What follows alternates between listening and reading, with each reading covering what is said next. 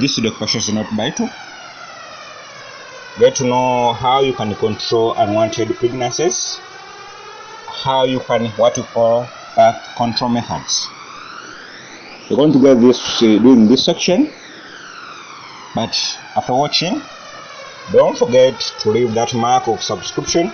I mean subscribe, like, comment, and share to those members that if you get this information, this kind of news, this kind of videos which are educatory for purposes, you may get them. Now, we have birth control methods, what you call how you can control unwanted pregnancy. This is mainly for those who are in relationship, families, and others who are trying to be in courtship. We have several methods of controlling pregnancies, but here we are going to concentrate on only mainly one, what you call natural rhythm, or what you call rhythmical method. This rhythmical method is called natural rhythm or rhythmical method simply because it is natural. It does not require any cost. For you to know this mainly for women. I'm talking about women. How you can control pregnancies. We have this method of natural rhythm or rhythmical method. This method is 89.83% sure that one has to be knowing very well the days of the menstrual cycle. Normally, we always have 28 days for the normal women, or abnormalities can occur. Some have 26, 27, some all clock up to 30. But this depends. You're going to know during this section. You pay attention to how you can control such kind of pregnancies. Good. Now, this method, we always count. How do we count these 28 days? 28 days are counted from the first day of the menstrual cycle. What's the first day of menstrual cycle? That's the day of the bleeding, when bleeding occurs. But you all know how does this bleeding come about.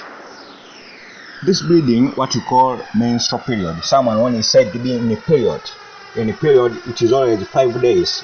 Some can go up to 3, some 4. But normally we always biologically we take it an average of 5 days. Get to know these things properly. Think I'm getting clear. You're going to get me clearly. So I call upon your attention and keep maximum time to this section. This bleeding is a result of passing off and thinning what you call the endometrium. This endometrium is the uterine wall. This uterine wall becomes thin. That's the opposite of becoming thick.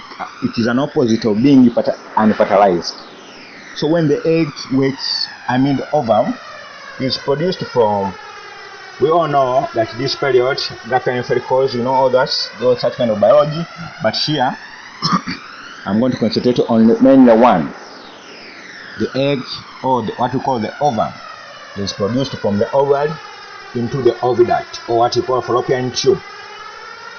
It waits in vain. When it waits in vain without getting any fertilized egg or a sperm, and being unfertilized, which means implementation. What you call implementation is that process of movement or transfer of ovum, the zygote, which has been fertilized the egg into the uterus. But this one does not occur when one does not go undergo sexual intercourse using such kind of birth control.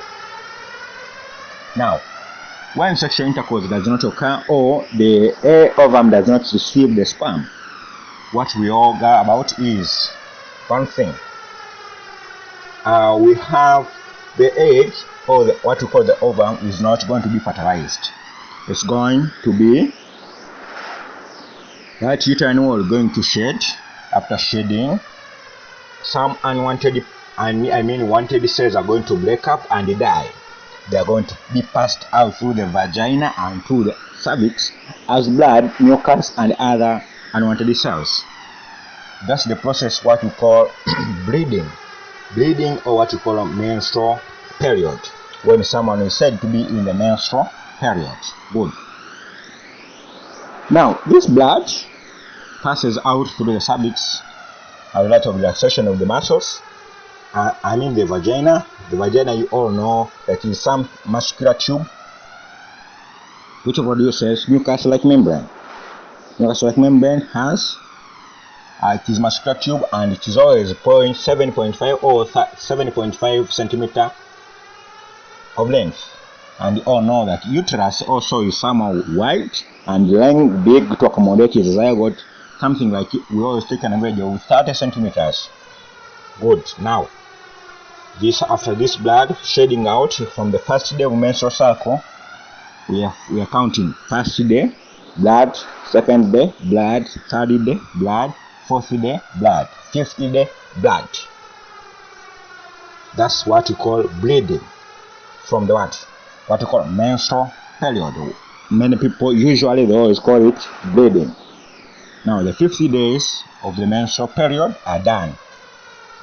What do we have here?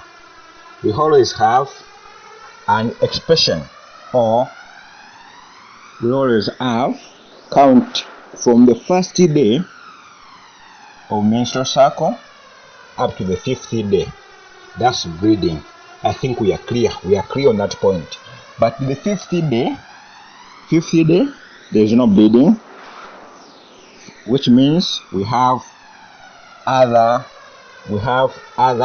50, 60th day, 70th day, 80th day, 90th day, 10th day, 11th day, 12th day, 13th day, 14th day. I think you can count from the first day of menstrual period to the 14th day. Those are 2 weeks. Those 2 weeks, what we call the 14th day, is a day of ovulation. But this is not normal to all those women. Now, how are we going to know that? What is my day of ovulation? If a woman has a duration of 30 days, is going to subtract it 14. 30 minus 14, we get 16, which means ovulation of that woman is going to occur on the 16th day. If someone is having 26 days of menstrual cycle, he's going to get 26 minus 14, which means going to have ovulation on the 12th day. So a woman has to understand, or a man who in the relationship have to understand these things clearly, that you have to know the menstrual cycle or the menstrual period of your partner, so as you may control unwanted pregnancies. Good. Now on the 14th day, that's the day we say it is the day of ovulation. What is ovulation? Ovulation, we say in simple terms, we can say it is a release of ovum from the oval into the oviduct ready to be fertilized. But now a woman has to count from the 11th day. I think if I'm not meaning the date,